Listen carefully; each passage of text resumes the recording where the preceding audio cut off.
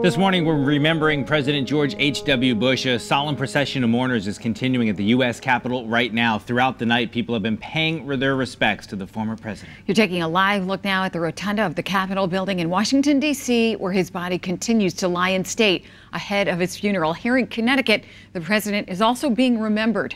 Channel 3 Eyewitness News reporter Carolina Cruz is in New Haven this morning, where former President Bush spent part of his younger years. Carolina? Good morning. Well, many here in Connecticut, as you say, are honoring the legacy of President George H.W. Bush. Here in New Haven, the Yale University president says that the university lost a friend and someone who exemplified values of service and leadership. This week in Washington, D.C., Bush was honored. Later this morning, a state funeral for President George H.W. Bush will be held at the National Cathedral in Washington, D.C.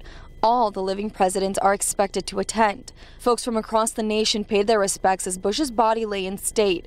Many waited outside the Capitol in long lines to honor the former president. Just to be next to a president that we loved a lot.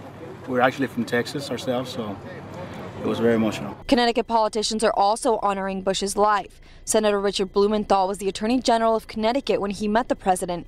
He says he saw why Bush earned such deep respect across the political spectrum.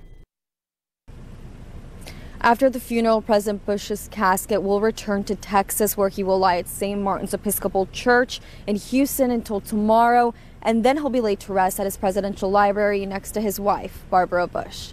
Coming up in the next half hour, I'm going to tell you how Bush's family thanked mourners. Reporting in New Haven, I'm Carolina Cruz for Channel 3 Eyewitness News.